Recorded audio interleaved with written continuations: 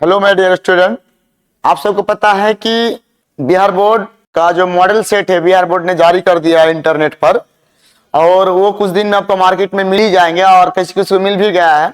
तो आप जो है बिहार बोर्ड का जो भी साइंस का स्टूडेंट है, वो आर्ट्स का स्टूडेंट है, कुछ भी हो, आप बिहार बोर्ड का जो मॉडल सेट है वो आप ले लीजिए। उससे आपको क्या फायदा होगा कि आप जो 3 घंटा एग्जाम हॉल में बैठ के एग्जाम देंगे तो उसका प्रैक्टिस हो जाएगा। 3 घंटे में आपको क्या करना होगा, मॉडल सेट उठा के सॉल्व करना होगा। 70 ऑब्जेक्टिव रहेगा, 70 में से आपको 35 ऑब्जेक्टिव बनाना पड़ेगा। ठीक है, 2 मार्क्स का जो क्वेश्चन होगा, 2 मार्क्स का जो क्वेश्चन होगा उसको भी सॉल्व करना होगा। 20 गो रहेगा, आपको 10 गो सॉल्व करना। 15 मार्क्स का क्वेश्चन जो होगा वो आपका लॉन्ग क्वेश्चन से बनाना पड़ेगा। उसमें 5 नंबर वाला 3 गो, उसमें 6 गो रहेगा। तो इस तरह से आपको क्या करना है, क्वेश्चन को सॉल्व करना है मॉडल सेट से। उससे आपको क्या मिलेगा कि आपका टाइम मैनेज होगा। अगर आप फुल्ली टाइम में बना पाते हैं तो ठीक है, आपका पास टाइम घट रहा तो आपको क्या स्पीड लाना होगा, चाहे लॉन्ग क्वेश्चन को सॉल्व करने में हो, चाहे आपका शॉर्ट क्वेश्चन को सॉल्व करने में हो, चाहे ऑब्जेक्टिव को सॉल्व करने में हो। जब तक आप नहीं करेंगे ऐसे, ठीक है, तो फिर आपका टाइम मैनेज करना मुश्किल हो जाएगा। ठीक है, चाहे आप बायोलॉजी हो, चाहे आपका साइंस हो, मैथ हो, फिजिक्स हो, केमिस्ट्री हो, जो भी सब्जेक्ट है उसको 5-5 सेट जो मिलेगा उसको लेके क्या करना होगा, सॉल्व कर लेना होगा। तो हम जो आज आपके सामने लेकर आए हैं वो चीज जो है आपका बिहार बोर्ड का मॉडल सेट का जो इंटरनेट द्वारा जारी किया गया उसका क्वेश्चंस। तो इसमें तो 70 ऑब्जेक्टिव है। तो 70 ऑब्जेक्टिव में हम आज जो है आपको 35 का सोल्यूशन देने वाले हैं। अगला वीडियो में फिर क्या करेंगे, आपको 35 का सोल्यूशन देंगे, क्योंकि 70 का 70 सॉल्व करेंगे तो वीडियो का लेंथ बढ़ जाएगा, लंबा हो जाएगा, जिससे कारण हम आपको शॉर्ट में समझाने की कोशिश करेंगे। ठीक है, वीडियो को शॉर्ट बनाने के लिए। तो चलिए हम देर ना करते हैं, हम समझते हैं कि ये मॉडल सेट में जो क्वेश्चन है वो क्या क्या है, कैसे उसको बनाना है। सिर्फ उसको टिक नहीं लगाना है, टिक के साथ आपको सोल्यूशन भी करना होगा। आप मॉडल सेट लेके बैठेंगे और चेक कराएंगे और सॉल्यूशन करते जाएंगे और उसमें पेपर में थोड़ा बहुत लिखते रहेंगे, ताकि आपका बेसिक आइडिया रहे कि भाई इसको कैसे सॉल्व करना है। तो सिर्फ टिक के चक्कर में रहिएगा तो थोड़ा सा क्वेश्चन चेंज कर दे तो आपको देख के लगा सेम क्वेश्चन है, आप गलत पे टिक लगा दीजिएगा। ठीक है, तो आप क्वेश्चन को देखिए। ठीक है, आपका बिहार बोर्ड का मॉडल सेट लिखा हुआ है, इंटरनेट इंटरमीडिएट का है ये। ठीक है, मॉडल क्वेश्चन पेपर है ये। ठीक है, बिहार बोर्ड का ये फिजिक्स का है ना। इसमें तो आपको ये सारा पिछले जैसे ही बात है, कुछ ये नहीं है, कुछ चेंजिंग नहीं है। आपको जो है 70 का मार्क्स मिलेगा, लेकिन 70 मार्क्स का एग्जाम होगा, 35 ऑब्जेक्टिव 35 सब्जेक्टिव का। ये सब गाइडलाइन है, आप देख सकते हैं। अब क्वेश्चन पे आते हैं हम। 70 क्वेश्चन होगा, 70 क्वेश्चन में आपको कितना बनाना पड़ेगा, ऑब्जेक्टिव में 35 बनाना पड़ेगा। ठीक है, तो शुरू से 1 नंबर का क्वेश्चन है। ठीक है, 1 नंबर का क्वेश्चन है, आप देख सकते हैं कितना जबरदस्त क्वेश्चन है और कितना आसान क्वेश्चन है। क्वेश्चन यहाँ पे जो है पैराविद्युत तंग है ना, जिसे परमिटिविटी बोलते हैं। पैराविद्युत तंग मतलब आपका जो है एप्सिलॉन नोट।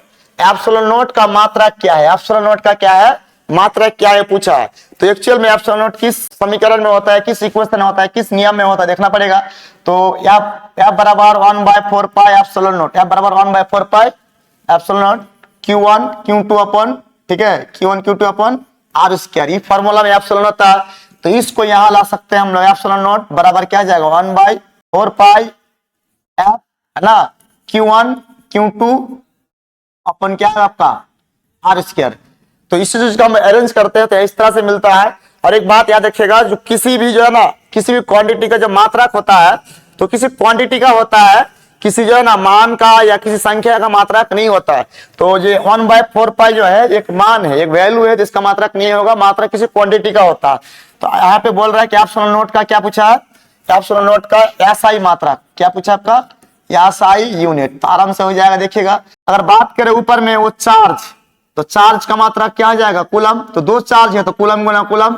नीचे क्या आपका, इसका तो मात्रक नहीं होगा, इसका मात्रक होगा क्या आपका फोर्स, फॉर द फोर्स का न्यूटन। और ये दूरी है, दूरी का स्क्वायर है, तो स्क्वायर क्या है आपका मीटर स्क्वायर।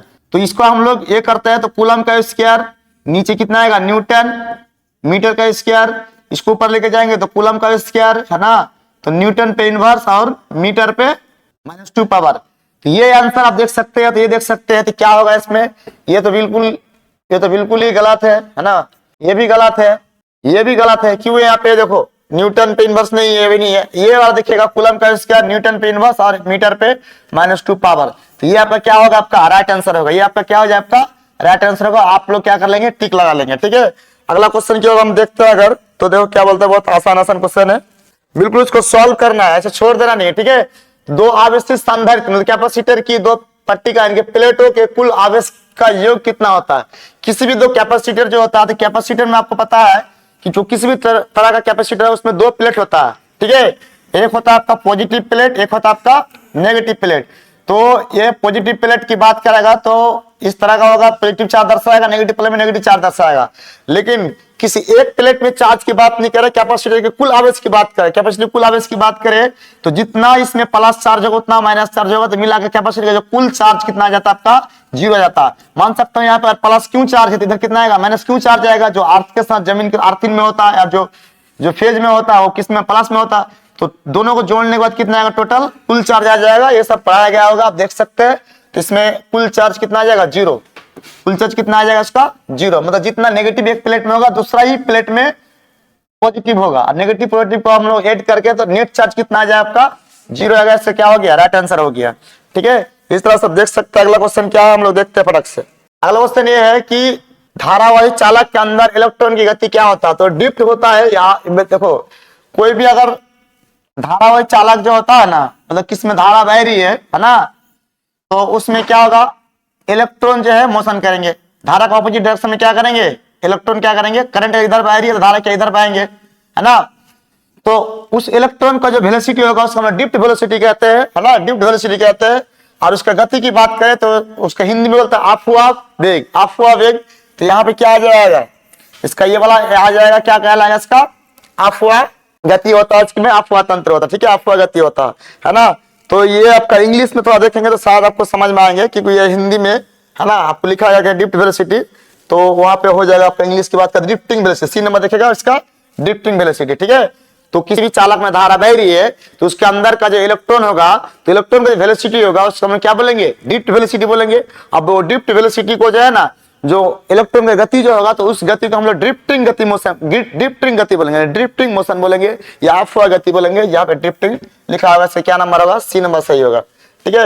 अगला क्वेश्चन 4 नंबर क्वेश्चन है, बहुत जबरदस्त है, अब देख सकते हैं, ठीक है। ये सब क्वेश्चन बिल्कुल छोड़ना नहीं है, आपको बहुत अच्छी तरह सॉल्व करना है, ठीक है। ये क्वेश्चन अगर कई एक सवाल कई बार पूछा हुआ सवाल भी है, ठीक है। तो क्या कह रहा है कि वायु में स्थित आवेश को ना घेरने वाली सतह से निकालने वाले संपूर्ण विद्युत फ्लक्स का मान, ठीक है। इकाई धन आवेश, यहाँ पे शॉर्टकट में हम समझ सकते हैं, इकाई धन आवेश मतलब 1 यूनिट चार्ज। कितना यूनिट चार्ज, 1 यूनिट, ठीक है। 1 यूनिट बोल सकते हैं, 1 कूलम बोल सकता है, ये है ना, 1 यूनिट, ठीक। तो इसमें कितना आएगा, फ्लक्स ज्ञात करने वाला, क्या पूछा, फ्लक्स। तो फ्लक्स ये फॉर्मूला था Q by epsilon not, Q by epsilon not. यहाँ पे कितना बैठा देंगे, 1, और एप्सिलॉन नॉट को क्या ऊपर लेके जाएंगे तो क्या आ जाएगा, एप्सिलॉन नॉट पर इनवर्स, एप्सिलॉन नॉट पर इनवर्स होता है, ये समझे। Q बाय एप्सिलॉन नॉट ये किस तरह से गॉस थ्योरम से प्राप्त हुआ था हमें, formula Q by epsilon not, ठीक है। तो यहाँ पे क्या बोला, चार्ज कितना चार्ज है, स्थिर धन इकाई चार्ज, इकाई है ना, 1 यूनिट चार्ज की बात करेंगे। तो यहाँ पे बी नंबर क्या है आपका, राइट आंसर हो जाएगा। बी नंबर क्या है आपका, राइट आंसर हो जाएगा। एप्सिलॉन नॉट पे इनवर्स, यानी एप्सिलॉन नॉट के पावर 1 -1, ठीक है। तो ये आपका क्वेश्चन है जो आपको इस तरह सॉल्व करना है। कई बार पूछा गया सवाल है और इस बार भी आपका मॉडल सेट में दिया हुआ, इसलिए सारे बच्चों को बोलते हैं मॉडल सेट लीजिए। मॉडल सेट में आप एक बात भी जान जाइए, कभी कभी 30 से 40% क्वेश्चन बिल्कुल मॉडल सेट से क्या आता सरकार उठा लेती है, थोड़ा बहुत चेंज करता है, बाकी सेम प्रोसेस में होता है। तो मॉडल सेट में आपको 2-3 आइडिया। पहली बात तो आपको क्वेश्चन बिहार बोर्ड में कैसे पूछेगा, और आपका जो 3-3 घंटा का जो प्रैक्टिस है वो प्रैक्टिस करके जाना होगा, क्योंकि एग्जाम के दिन डायरेक्टली आप 3 घंटा बैठने का आदत नहीं है, डायरेक्टली बैठेंगे तो वहां पर आपको समस्या हो सकता है, ठीक है। आपको अगर 1 दिन का एग्जाम है, 3 दिन 4 दिन का एग्जाम है, लेकिन उससे पहले आपको 40 दिन 50 दिन घर में प्रैक्टिस करके जाना पड़ेगा, नहीं तो फिर आपको बहुत तरह समस्या हो सकता है। चलिए अगला क्वेश्चन देखते हैं 5 नंबर का। चलिए 5 नंबर क्वेश्चन देख सकते हैं पढ़ के अब, है ना, क्या क्या बोल रहा है क्वेश्चन में। कह रहा है बिंदु आवेश पॉइंट चार्ज से, ठीक है, आर दूरी पर विद्युत विभव है ना, इलेक्ट्रिक पोटेंशियल, ठीक है। The value of the electric potential है ना, डिस्टेंस आर फ्रॉम ये पॉइंट चार्ज, ठीक है, विल बी, तो क्या होगा। तो हम लोग एक फॉर्मूला पढ़े थे, किसी पॉइंट से यहाँ पे क्यू चार्ज अगर है, इस पॉइंट पे पी पॉइंट अगर है, बीच का दूरी कितना अगर आर अगर है, तो यहाँ पे इलेक्ट्रिक पोटेंशियल ज्ञात जो किए थे, शायद याद है कि नहीं है। तो यहाँ पे क्या था, 1/4 pi epsilon not Q upon R, ठीक है। इस सब का मान की बात करें तो यहाँ पे 1/, कितना आया था, सॉरी 1/v का समानुपाती हुआ था, ठीक है। इलेक्ट्रिक फील्ड में क्या होगा बोलो, 1 इलेक्ट्रिक फील्ड 1 बटे इसका क्या समानुपाती होगा। तो यहाँ पे क्या पूछा बताइए जरा सा, आर का क्या बोला है, आर का अनुक्रमणिपति यानी कि समानुपाती, ये तो नहीं होगा। आर के व्युत्क्रमणिपति, आर के क्या आ जाएगा व्युत्क्रमणिपति, ये सही आंसर होगा। ये वाला भी नहीं होगा, ये वाला भी नहीं होगा, ठीक है, ये इलेक्ट्रिक फील्ड के लिए होता, लेकिन ये वाला क्या आपका राइट आंसर होगा। तो बी नंबर क्या आ जाए इसका राइट आंसर हो जाएगा। ये आपको क्या कहीं ना कहीं लिखा होगा, ठीक है, आपको जब पढ़ा है देखना कॉपी में जरूर कहीं ना कहीं इसको लिखा होगा, ठीक। तो आप देख सकते हैं 5 नंबर का क्वेश्चन है, ये का एक बार भी पूछा गया सवाल है, ठीक है, इसको भी पूछा गया सवाल है, ये भी बिल्कुल सेम क्वेश्चन इसको पूछा गया, आप देख सकते हैं इसको, आप इसको टिक लगाना सही।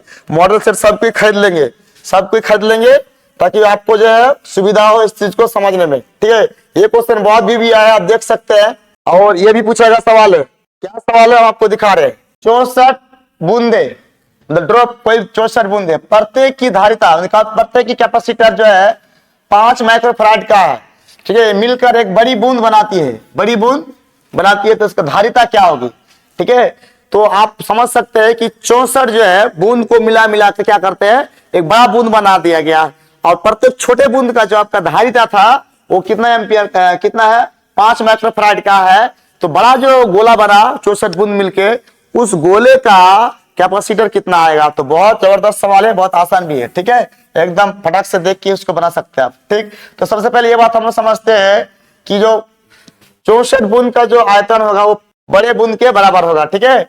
तो बड़े बूंद का आयतन बराबर क्या आ जाएगा 64 बूंद का आयतन, यानी कि बोल सकते हैं भी बराबर क्या होगा 64 का आयतन, ठीक है। तो बड़े गोले का आयतन कितना आएगा 4/3, गोले का आयतन 4/3 पाई r क्यूब बराबर 64, छोटे गोले का आयतन कितना हो जाएगा बोलो, है ना, यहाँ पे 4/3 पाई छोटी r क्यूब, है ना। अब बात कर लेते हैं, अगर इसको सॉल्व कर लेते हैं तो ये कट जाएगा, ये भी कट जाएगा, मतलब 4/3 पाई कट गया। अब यहाँ क्या बच रहा है आपका r क्यूब, और यहाँ कितना बचा 64 छोटी r क्यूब। अब इसको क्या करते हैं उधर भेजते हैं तो क्या बनेगा क्यूब रूट बनेगा, जब एक क्यूब रूट बनेगा तो 64 छोटी r का जो क्यूब है तो यहाँ पे निकलेगा बड़ी r बराबर जो निकलेगा 4 गुना 4 3 बार करेंगे तो कितना 64 होगा, 4 गुना 4 16 16 चुके 64, और छोटी r यानी कि बड़ी r बराबर कितना 4 छोटी r हो जाएगा। अब हमको जो है ना यहाँ पे जो है ना प्रत्येक जो छोटा गोले का कैपेसिटर दिया हुआ C बराबर कितना दिया हुआ, C बराबर फॉर्मूला एक जगह पढ़े थे 4 पाई एप्सिलॉन r बराबर कितना दिया होगा 5 माइक्रोफैराड। लेकिन हमको यहाँ क्या पूछा जानते हो, जो बड़े गोले बना ना उस बड़े गोले का कैपेसिटर कितना आएगा, बड़े गोले का कैपेसिटर कितना आएगा। तो बड़े गोले के लिए हम लोग यहाँ पे फॉर्मूला लगा देंगे C बराबर 4 पाई एप्सिलॉन बड़ी r, 4 पाई एप्सिलॉन बड़ी r। तो बड़ी r का वैल्यू हम वहां पर रखेंगे तो क्या आ जाएगा 4 पाई एप्सिलॉन 4 छोटी r, यानी कि हम लोग ऐसा कर सकते हैं 4 पाई एप्सिलॉन छोटी r इंटू क्या होगा 4, और ये जो वैल्यू है 4 पाई एप्सिलॉन छोटी r जो है 4 पाई एप्सिलॉन छोटी r है उसका मतलब कितना आपका 5 माइक्रोफैराड, यानी कि 5 गुना 4 यानी कि 5 के 20 माइक्रोफैराड, 5 के 20 माइक्रोफैराड। तो 5 के 20 माइक्रोफैराड देखिए किस में है, ये देखो सेम क्वेश्चन इसको कई बार पूछा गया, बी नंबर क्या राइट आंसर हो जाएगा। बी नंबर पर आप क्या कर सकते हैं आप टिक लगा सकते हैं। आप अगर कॉपी लेकर बैठते हैं तो नंबर लिख के 6 नंबर लिख के ये शॉर्ट तरीका को आप क्या कीजिए लिखिए, ताकि आपको एग्जाम हॉल में यही सब का प्रयोग करके आप जो है शॉर्ट में उसको बना पाए। जैसे अंटे का रट्टा मार के मत जाना, 64 के जगह कहीं भी क्या कर देगा 16 कर देगा 32 कर देगा, रट्टा मार के जाइएगा तो फिर हालत खराब हो जाएगा वहां पे, ठीक है। तो आप समझने का बनाने की कोशिश कीजिए। चलो अगला देखते हैं हम लोग। अब पहले 7 नंबर क्वेश्चन क्या कह रहा है कि विद्युत रेखाओं से जानकारी प्राप्त होती है, ठीक है, मतलब इलेक्ट्रिक फील्ड लाइन से हमें क्या क्या जानकारी प्राप्त होती है। तो इलेक्ट्रिक फील्ड लाइन का प्रॉपर्टीज में लिखा चुके थे हम लोग, ठीक है। इलेक्ट्रिक फील्ड लाइन से इलेक्ट्रिक फील्ड की डायरेक्शन मिलता है, यानी कि विद्युत क्षेत्र का दिशा मिलता है। दूसरा इलेक्ट्रिक फील्ड लाइन से, है ना, ये तो सही है, विद्युत क्षेत्र की शक्ति मिलता है। शक्ति क्यों मिलता है, जैसे मान के चले कहीं पे इलेक्ट्रिक फील्ड लाइन ज्यादा है तो वहां पे क्या हो जाएगा इलेक्ट्रिक फील्ड का शक्ति क्या होगा ज्यादा होगा। जैसे इस बात करें यहाँ पे इलेक्ट्रिक फील्ड लाइन क्या ज्यादा है, यहाँ इलेक्ट्रिक फील्ड लाइन इस बिंदु में क्या इस पॉइंट में कम है, तो यहाँ पे क्या होगा कम, यहाँ पे क्या होगा आपका ज्यादा। जितना इलेक्ट्रिक फील्ड का लाइन होगा उतना आपका इलेक्ट्रिक फील्ड का शक्ति होगा, उतना ज्यादा आकर्षण बल लगा पाएगा। ये भी सही है। ये भी क्या होगा, इलेक्ट्रिक फील्ड से ही हमें क्या मिलता है, इलेक्ट्रिक फील्ड की दिशा मिलता है, ये भी सही है ना। आवेश की प्रकृति मिलता है, हाँ ये भी बात सही है, क्योंकि अगर पॉजिटिव चार्ज अगर होता है तो इलेक्ट्रिक फील्ड लाइन किसकी ओर जाता है, बोलो, इलेक्ट्रिक फील्ड लाइन बाहर की ओर जाता है, किसकी ओर जाती है, बाहर की जाती है। अगर नेगेटिव चार्ज होती है तो इलेक्ट्रिक फील्ड लाइन किसकी ओर जाती है, अंदर की ओर जाती है। ये सारे properties of electric field line में पढ़ा चुके हैं, properties of electric field line में हम पढ़ा चुके हैं, देखिएगा। तो इससे क्या, इससे हमें क्या मिलता है, इससे इससे चार्ज की प्रकृति मिलता है। कभी कभी बोल देगा इस चार्ज के बारे में बताइए, इलेक्ट्रिक सारे इलेक्ट्रिक फील्ड अंदर क्यों जाती है या बाहर क्यों जाती है, बाहर क्यों जाएगा तो पॉजिटिव, अंदर क्यों आएगा इलेक्ट्रिक फील्ड लाइन तो नेगेटिव। तो इससे हमको ये पता चलता है कि इलेक्ट्रिक फील्ड के द्वारा चार्ज का नेचर, चार्ज की प्रकृति, तो ये भी मिलता है। तो ये मारना किसमें, इनमें से सभी, क्या मारना, इनमें से सभी मारना, ठीक है। इलेक्ट्रिक फील्ड लाइन से हमें क्या मिलती है, इलेक्ट्रिक फील्ड का डायरेक्शन, इलेक्ट्रिक फील्ड की शक्ति, ठीक है, इलेक्ट्रिक फील्ड आवेश की प्रकृति, ये तीनों चीज मिलती है। तो इनमें से सभी दिया हुआ, तो सभी मारना है। क्वेश्चन के हर एक ऑप्शन को पढ़ना है, एक ऑप्शन मार के आप खुश मत हो जाना, ऐसे मार के आप खुश हो जाएगा, आधे पता चलेगा इनमें से सही, इनमें से और भी क्वेश्चन ऑप्शन जो सही था और उसका आंसर कुछ और होना था। तो आप थोड़ा सा धैर्य रह के बड़ा स्टेबल होकर उसको क्या करना, सॉल्व करना, क्योंकि एक एक मार्क्स अगर कट जाएगा तो बहुत दिक्कत होता है कि किसी किसी एक मार्क्स के लिए 400 नंबर छूट रहा है। तो आप समझिएगा, ठीक है, इस चीज को कैसे बनाना है। अगला नंबर क्वेश्चन क्या है, धातु के गोले के पृष्ठ से गोले के अंदर केंद्र की ओर जाने पर विद्युत क्षेत्र का मान घटता है या बढ़ता है या उतना ही रहता है। आप एक बात बताइए कि जब भी एक गोला लेंगे उसको आवेशित कर देंगे, उसको क्या कर देंगे, आवेशित कर देंगे, ठीक है, तो इस गोले के अंदर इलेक्ट्रिक फील्ड कितना आएगा, जीरो आएगा। गोले के अंदर इलेक्ट्रिक फील्ड कितना आएगा, जीरो आएगा। सब पढ़ा हुआ है, अभी तो पढ़ा नहीं सकते क्योंकि बहुत सारा क्वेश्चन सॉल्व करना होता है, टाइम का लॉस हो जाएगा। तो यहाँ पे इलेक्ट्रिक फील्ड कुछ और होगा, यहाँ पे कुछ और होगा, सत्ता में इलेक्ट्रिक फील्ड कुछ और होगा, कुछ तो होगा लेकिन जीरो नहीं होगा। और जैसे ही क्या करेंगे, यहाँ पे सेंटर है, सतह से अंदर क्यों चले जाएंगे, अंदर क्यों चले जाएंगे, अंदर कहीं भी चले जाएंगे, गोले के अंदर में चले जाएंगे, तो आप इलेक्ट्रिक फील्ड का मान कितना आएगा, शून्य आएगा, जीरो आएगा। ये पहले आपको पहले पढ़ा चुके हैं, आप देख सकते हैं, ठीक है। तो यहाँ पे क्या है, घटता है, बढ़ता है, घटता भी तो बढ़ता, बढ़ेगा तो नहीं, है ना। तो सूत्र, सर्वसूत्र अंदर में क्या रहता है, जीरो रहता है ना, गोले के अंदर में क्या रहता है, वो जीरो रहता है। ये आंसर क्या होगा, सही होगा, ये आंसर क्या आ जाएगा, सही।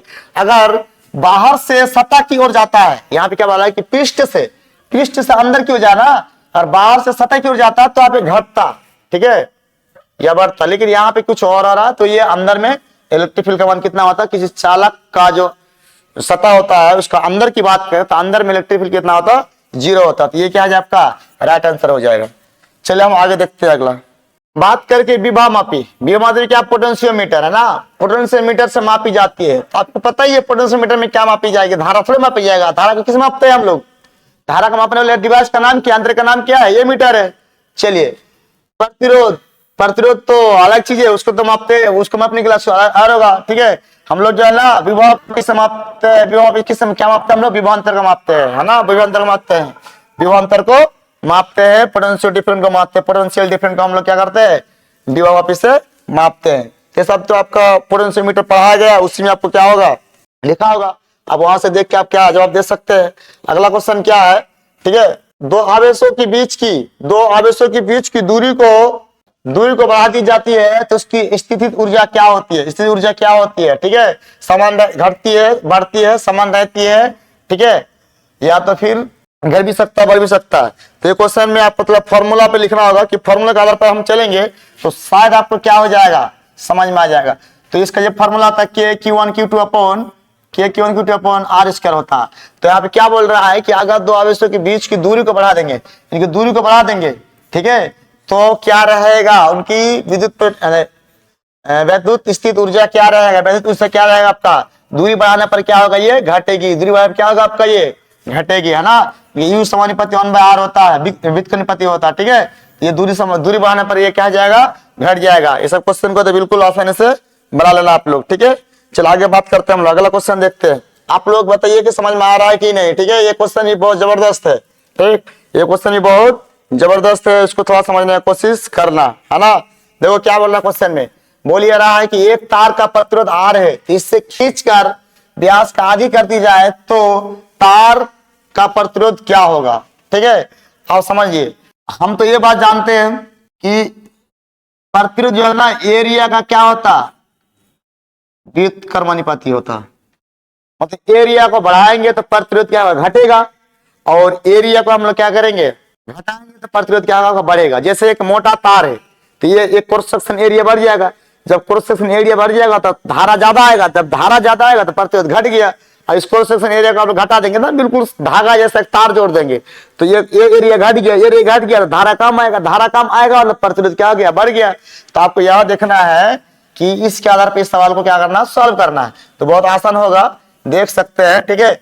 सबसे पहली बात है जो है ना, इसका क्या व्यास को क्या कर दिया, आधा कर दिया है। यानी कि देखो जो डी था, अगला जो डी डैश होगा तो डी डैश को क्या कर दिया, उसका आधा कर दिया है ना। जब ये आधा कर दिया तो इसका जो त्रिज्या क्या होगा, अगर इसका त्रिज्या, इस डी का त्रिज्या अगर आर होगा, इस डी का त्रिज्या अगर आर होगा तो ये आर डैश त्रिज्या कितना हो जाएगा, बताइए जरा सर।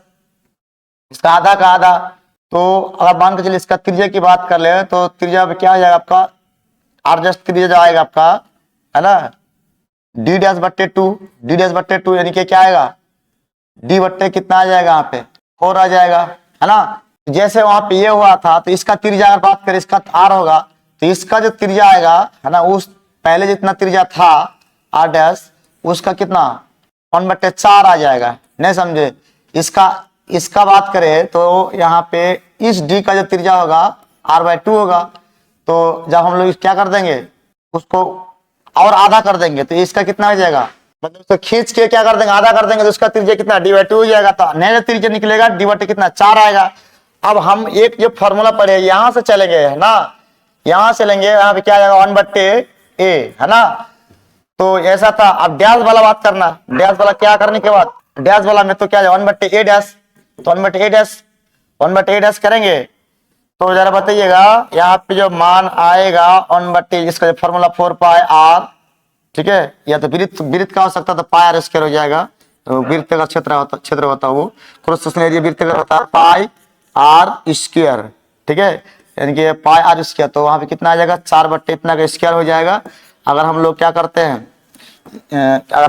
हैं, इसको हम लोग सॉल्व करते हैं तो 4 × 16, यानी कि यहाँ पे ऊपर में कितना आ जाएगा 16 आ जाएगा, और नीचे 4πr स्क्वायर हो जाएगा। ये पायर स्क्वायर क्या हो गया आपका, क्षेत्र हो गया, और यहाँ पे कितना ऊपर में कितना 16 हो गया, तो कितना गुना बढ़ जाएगा, वो 16 गुना बढ़ जाएगा। प्रतिरोध कितना गुना बढ़ जाएगा, 16 गुना बढ़ जाएगा। तो आपको ये बात तो समझ में आ रहा है ना, मोटा तार होगा तो प्रतिरोध क्या होगा, घटेगा, धारा क्या बढ़ेगा, और पतला तार अगर होगा तो प्रतिरोध क्या हो जाएगा, बढ़ जाएगा। प्रतिरोध क्या आ जाएगा आपका, बढ़ जाएगा। तो इसको खींच के, इसका व्यास को नहीं खींचा, इसको जो ना सॉरी व्यास को खींच के आधा कर दिया, व्यास को खींच के जब आधा कर दिया तो ई जब डी था, शुरू में ये वाला डी था तो इसका त्रिज्या इतना आया, जब खींच के इसको आधा कर दिया तो ये वाला डी आधा हो गया। जब इसको और खींचा तो इसका त्रिज्या 1/4 हो गया। जब 4 हो गया तो 4 का स्क्वायर कितना आ जाएगा 16, कितना गुना बढ़ जाएगा, ये 16 गुना क्या आ जाएगा, बढ़ जाएगा। प्रतिरोध 16 गुना बढ़ जाएगा, ये राइट आंसर होगा। ठीक है, हम सॉल्व कर रहे हैं, थोड़ा सा पेपर लेकर बैठिए, इसको भी नोट कर लीजिए ताकि आपको प्रैक्टिस हो हल्का हल्का सॉल्व करने का। ठीक है, ऐसा नहीं कि हाँ टिक मारो और निकल जाओ। चलिए 12 नंबर क्वेश्चन, चलिए 12 नंबर क्वेश्चन क्या बोल रहा है देख सकते हैं। किसी चालक पदार्थ से बने असीमित आवेशित चादर की सतह से निकट, चादर के सतह के निकट किसी बिंदु पर विद्युत क्षेत्र की तीव्रता का मान ज्ञात करना होगा। ठीक है, मतलब एक ये जो यूनिफॉर्म एक यूनिफॉर्म इनफिनिट यूनिफॉर्म जो चार से बना एक प्लेट है, चादर है, ठीक है, तो उस पर इलेक्ट्रिक फील्ड कितना आएगा, इतना आएगा। इसको जो है ना गॉस थ्योरम में एप्लीकेशन करके प्रूफ किया होगा, ये क्या होगा राइट आंसर आएगा। इससे क्या आ जाएगा, इसका राइट आंसर आएगा, इसको आप देख सकते हैं। ठीक है, ये आपका राइट आंसर आ जाएगा ये सब। तो चलिए हम लोग ये सोचे थे कि ये चैप्टर का जो है ये मॉडल सेट का जो है 1 से लेकर 30 तक बनाएंगे, तो वीडियो लेंथ होने के कारण हम इसको जो है ना 1 से लेकर 12 नंबर तक सॉल्व करते हैं। आज नेक्स्ट वीडियो में हम लोग 13 से स्टार्ट करेंगे और धीरे धीरे सॉल्यूशन करते रहेंगे। तो सबसे पहले आप लोग क्या करेंगे, मॉडल सेट को खरीदेंगे। मॉडल सेट को खरीदेंगे, खरीदने के बाद मॉडल जब भी ये वीडियो देखेंगे तो मॉडल सेट साथ में रखेंगे, वो सेट को मैच करवाएंगे और मैच करने के बाद उसको हम लोग थोड़ा बहुत कॉपी में सॉल्व करेंगे, तब एग्जाम में आपको इसका क्या फायदा मिलेगा। देखने से सिर्फ फायदा नहीं मिलेगा, आप जब तक आप सॉल्व नहीं करेंगे तब उसको फायदा नहीं मिलेगा। ठीक है, तो चलिए आज हम लोग यहाँ तक रखते हैं, फिर नेक्स्ट वीडियो में हमें मिलते हैं मॉडल सेट, बिहार बोर्ड का मॉडल सेट को लेकर 13 से आगे हम लोग जितना भी हो सके सॉल्व करेंगे। अभी तक आज का जो है 1 से लेकर 12 तक सॉल्व किए, और सिर्फ टिक मत लगाना, सॉल्व भी करना, ठीक है। तो चलो फिर नेक्स्ट वीडियो में मिलते हैं, तब तक के लिए जय हिंद।